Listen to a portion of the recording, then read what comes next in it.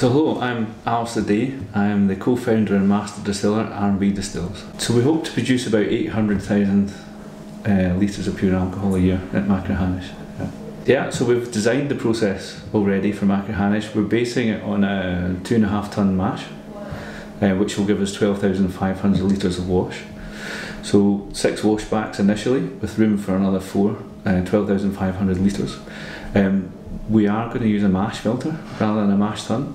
One of the things that I think is really important to make a Campbeltown single malt is that we have cloudy wort. So you can imagine with a mash filter, which is really designed for clear wort, it's quite a challenge. But I think we've managed to design a mash filter that will give us cloudy wort. And then the other thing for Campbeltown, I think, is to have a mix of fermentation times, so very similar to Raasay, 3 and 5 day fermentations. But then the third thing that I think will be important to make a Campbeltown style is to have small stills. So we're going to have 2 wash stills and 2 spirit stills. So this wash stills will be 6,250 litres. So 1 washback will go to 2 wash stills.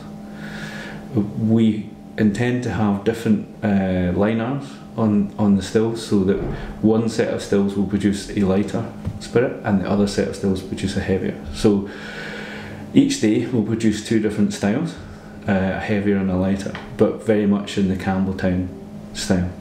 I think at the minute our plan for Machrihanish is to do predominantly sherry matured. So Spanish oak, Quercus robur, seasoned with a variety of sherries, predominantly Oloroso, Pedro Ximénez, but also Amontillado, maybe Manzanilla as well. But then, very much like Raasay, we'll have 10 or 20% of casks that will be different casks. Yeah. So it's very much a Campbeltown style, but made in a very contemporary, modern and sustainable way. So we're certainly looking at the Springbanks and the Glen Scotia, which are 200 years old, with cast iron mash tuns, but we're trying to produce that style in a contemporary and, most importantly, sustainable way. So lots of heat recovery, probably air source heat pump, so no chimneys, lots of electricity, but hopefully no fossil fuel. Hopefully 2025. That depends on us getting planning permission and then being able to start building middle of next year. So I've been to quite a few distilleries and there's some that really intrigue me.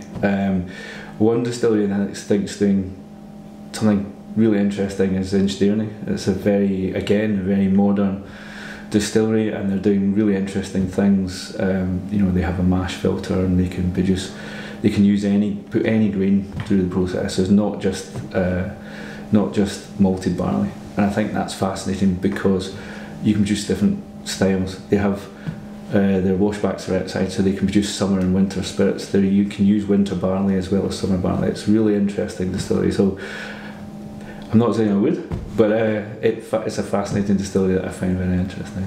And then maybe one of the Japanese distilleries, something like Shibishu or something like that, really.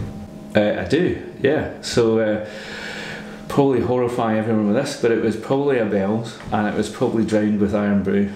So I was determined to enjoy whiskey, so I started with a blended Scotch and drowned it in iron brew, and then in time less and less and less iron brew until eventually I enjoyed the whiskey, and then I learned more about single malts.